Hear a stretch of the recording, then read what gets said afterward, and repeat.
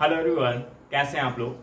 आज के इस सेशन में हम डिस्कस करेंगे कि यूपीएससी एग्जाम के बदलते पैटर्न के अनुसार तैयारी कैसे करें। यदि आप यूपीएससी प्रीलिम्स एग्जाम और यूपीएससी मेंस एग्जाम के 10 वर्ष के प्रीवियस ईयर क्वेश्चन पेपर का एनालिसिस करें तो आप पाएंगे कि यूपीएससी प्रीलिम्स एग्जाम और यूपीएससी मेंस एग्जाम का जो डिफिकल्टी लेवल है, जो उसकी डाइवर्सिटी है, वो दिन प्रतिदिन बढ़ती जा रही है। इस एनालिसिस से जो फर्स्ट पॉइंट उभर करके आता है वो ये आता है कि यूपीएससी एग्जाम का कोई फिक्स नेचर नहीं होता कि पर्टिकुलर इसी हम अप्रोच से चलेंगे। इसकी जो अप्रोच है, नेचर, वो चेंज होता रहता है। जैसे यदि आप 2016 के प्रीलिम्स एग्जाम को देखेंगे तो आप पाएंगे कि उस टाइम प्रीलिम्स एग्जाम में जीएस के पेपर में पॉलिटी के 4 से 5 क्वेश्चंस पूछे गए थे, जबकि 2017 के प्रीलिम्स एग्जाम में पॉलिटी के 25 क्वेश्चंस पूछे गए।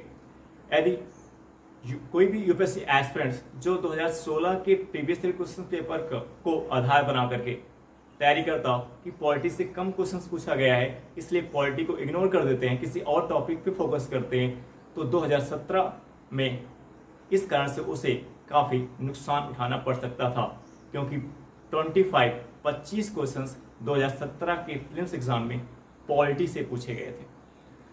इसी प्रकार यदि हम 2023 के प्रीलिम्स एग्जाम को देखें तो हम पाएंगे कि जो एंशिएंट हिस्ट्री है, एंशिएंट हिस्ट्री से 7 to 8 क्वेश्चंस पूछे गए, 7 से 8 क्वेश्चंस प्राचीन भारत से पूछे गए और मॉडर्न हिस्ट्री से केवल 1 से 2 प्रश्न पूछे गए थे। जबकि अगर हम 2023 से पहले जाएं, यानी 2022, 2021 और उससे पहले के प्रीलिम्स एग्जाम की बात करें तो मॉडर्न हिस्ट्री से एटलीस्ट कम से कम 8 to 10 क्वेश्चंस प्रत्येक वर्ष पूछे जा रहे थे। ऐसे में यदि वो यूपीएससी एस्पिरेंट्स जिन्होंने इस आधार पर तैयारी की एंशिएंट हिस्ट्री से, यानी जिन्होंने 2022 के पहले के पेपर्स को बेसिस बना करके आधार बना के तैयारी इस आधार पर किया कि एंशिएंट हिस्ट्री से कम क्वेश्चन पूछे जाते हैं, इसलिए इसको छोड़ देते हैं, इसको पढ़ने की जरूरत नहीं है। 1 से 2 क्वेश्चन के लिए एंशिएंट हिस्ट्री को कौन पढ़ेगा। इस कारण से उन्हें 2023 के प्रीलिम्स एग्जाम में काफी नुकसान उठाना पड़ा होगा, क्योंकि एंशिएंट हिस्ट्री से 7 to 8 क्वेश्चन पूछे गए और मॉडर्न हिस्ट्री से केवल 1 से 2 क्वेश्चन पूछे गए। इस प्रकार क्लियर हो जा रहा है कि यूपीएससी एग्जाम का जो नेचर है कोई फिक्स नहीं है, कोई फिक्स नेचर नहीं है कि इसी नेचर से क्वेश्चंस पूछा जाएगा बार बार। और यदि हम 2011 से पहले की प्रीलिम्स एग्जाम के पेपर की बात करें तो इससे पहले कि जो कुछ 2011 से पहले इस कथन और कारण पर एक टाइप होता था, कथन और कारण पर पूछे जाने वाले क्वेश्चंस, जो कि अभी पीसीएस में भी पूछा जाता है। तो 2011 से पहले की अगर हम बात करें तो कथन और कारण पे भी प्रीलिम्स एग्जाम में क्वेश्चन पूछे जाते थे, जबकि 2011 से लेकर के अगर हम देखें 2021 तक के प्रीवियस ईयर क्वेश्चन पेपर का एनालिसिस करें तो आप पाएंगे कि कथन और कारण के क्वेश्चंस को पूछना बंद कर दिया गया था।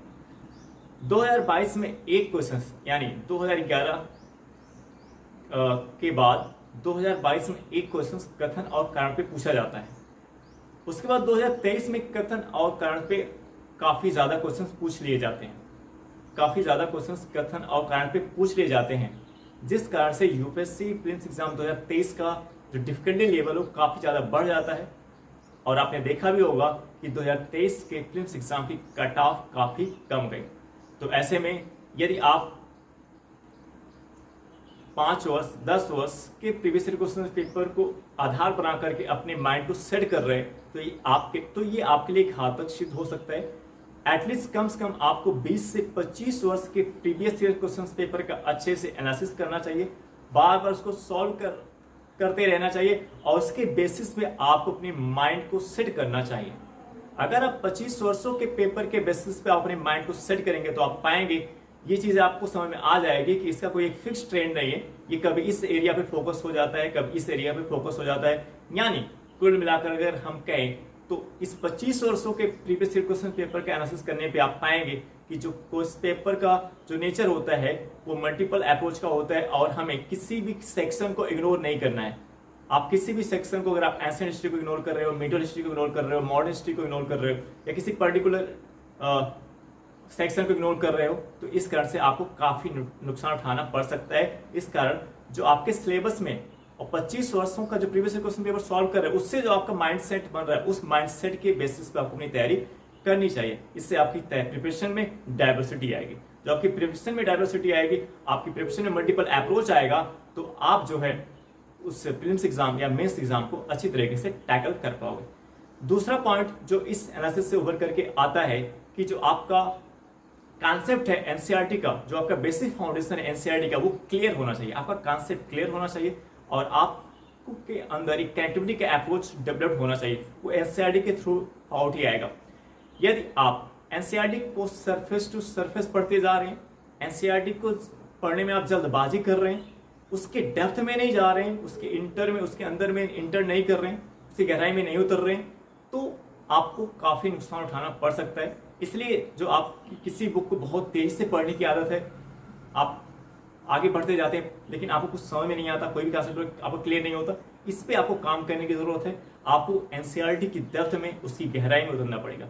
एक बार जब आप एनसीईआरटी की डेप्थ और एनसीईआरटी की डेप्थ में जब एक बार आप उतर जाएंगे, तो आप पाएंगे कि अगर आप एक एनसीईआरटी में अगर एक एनसीईआरटी 100 पेज की है, अगर आप एक एनसीईआरटी 100 पेज की है, तो आप उस एनसीईआरटी का 10 पेज में, 8 से 10 पेज में उसकी नोट्स बना पाएंगे।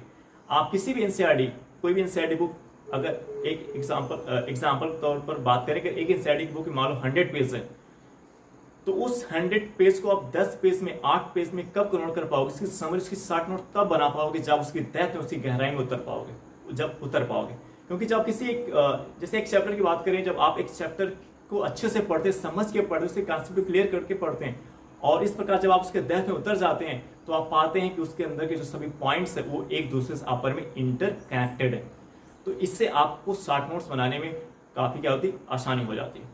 अब प्रश्न उठता है कि कैसे हम एनसीईआरटी की डेप्थ में उतरे, कैसे उसकी गहराई में उतरे। तो पहला पॉइंट आपको ये ध्यान देना है कि आपको जल्दबाजी करने से बचना है। एनसीईआरटी को अच्छी तरीके से पढ़ना है, धीमे धीमे पढ़ रहे हैं, अच्छे से उसके अंदर आपको इंटर करने का आपको प्रयास करना है। साथ ही साथ जो प्रीवियस ईयर क्वेश्चन पेपर है, प्रीवियस ईयर क्वेश्चन पेपर को भी आपको सॉल्व करते रहना है। प्रीवियस ईयर क्वेश्चन पेपर एक ऐसा इंस्ट्रूमेंट है जो आपको एनसीईआरटी की डेप्थ में लेकर के जाएगा। और एनसीईआरटी की बुक को पढ़ते समय जो आपको प्रॉब्लम्स आएगी, कोई टॉपिक नहीं क्लियर हो रहा है, तो उसके लिए आप यूट्यूब पे उस टॉपिक को, पर्टिकुलर टॉपिक को डाल सकते हैं। डाल करके उससे रिलेटेड पॉइंट्स को आप सीख सकते हैं। वहां से आपके कॉन्सेप्ट, आपके पॉइंट्स जो आपको कंफ्यूजन होगा, वो आपके कंफ्यूजन दूर हो जाएगा। तीसरा पॉइंट जो इस एनालिसिस से उभर करके आता है, ये आता है कि आपको फैक्ट बेस्ड पॉइंट पे बेहतर पकड़ आपकी होनी चाहिए। क्योंकि अगर आप 2018 से प्रीलिम्स का नेचर देखें, तो फैक्ट बेस्ड पॉइंट की संख्या बढ़ती जा रही है। और उस फैक्ट बेस्ड पॉइंट में अगर आप देखेंगे तो एनसीईआरटी के फैक्ट मोस्टली हैं, और प्रीवियस ईयर क्वेश्चन पेपर के जो फैक्ट होते हैं, एटलीस्ट कम से कम 30 सालों के प्रीवियस ईयर क्वेश्चन पेपर के जो फैक्ट है, आपको उस फैक्ट पे आपकी पकड़ होनी चाहिए। और उस फैक्ट ऐसा पॉइंट है जो बार बार आपसे भूल जाता है, इसलिए आप उसकी एक शॉर्ट नोट्स बनाएं और उस पर एक्स्ट्रा समय दें, अलग से उस पर समय देने की जरूरत है। और इस प्रकार से आप उसके लिए एक्स्ट्रा समय, अलग समय निकालेंगे, बार बार उसका रिवीजन करते रहेंगे, तो फैक्ट बेस्ड जो पॉइंट है वो आपके दिमाग में अच्छी तरीके से बैठ जाएगा। और previous year question paper, test series आप बार बार सॉल्व करते रहेंगे। Previous year question paper, test series बार बार सॉल्व करते रहेंगे, और एनसीईआरटी स्टैंडर्ड बुक जो आपका है उसको बार बार रिवाइज करते रहेंगे, तो फैक्ट बेस्ड पॉइंट पे आपकी पकड़ बनती जाएगी। और फैक्ट के लिए जो अलग से काम करने की जरूरत क्या है, उस पर आपको अलग से एक्स्ट्रा समय देने की जरूरत है। क्योंकि फैक्ट ऐसा पॉइंट होता है, कॉन्सेप्ट अगर एक बार आपने 2 से 3-4 बार पढ़ लिया तो आपको भूलेगा नहीं, लेकिन जो फैक्ट हो बार बार आपसे भूल जाता है, इसलिए आपको इस पर एक्स्ट्रा समय देने की जरूरत है। नेक्स्ट पॉइंट जो इस एनालिसिस से उभर करके आता है कि आपको संतुलित तैयारी करनी चाहिए, बैलेंस बना के तैयारी करनी चाहिए। कभी किसी सेक्शन को आपको इग्नोर नहीं करना चाहिए, चाहे वो सीसाइड का हो, चाहे वो जीएस के अंदर के किसी पर्टिकुलर टॉपिक की बात हो, या हिस्ट्री की बात हो, एनवायरनमेंट की बात हो, एंशिएंट हो, मिडिवल, मॉडर्न, किसी को भी आपको इग्नोर नहीं करना। जो आपके सिलेबस में है और जो आपका 25 साल का जो आपने previous year question paper solve किया, उससे जो आपका माइंडसेट निकल करके, उससे जो आपका माइंडसेट सेट हो रहा है, उसी के बेसिस पे आपको तैयारी करनी चाहिए। तो आई होप दैट ये वीडियो आपको समझ में आया होगा। हम आपसे नेक्स्ट वीडियो मिलेंगे। Okay, bye.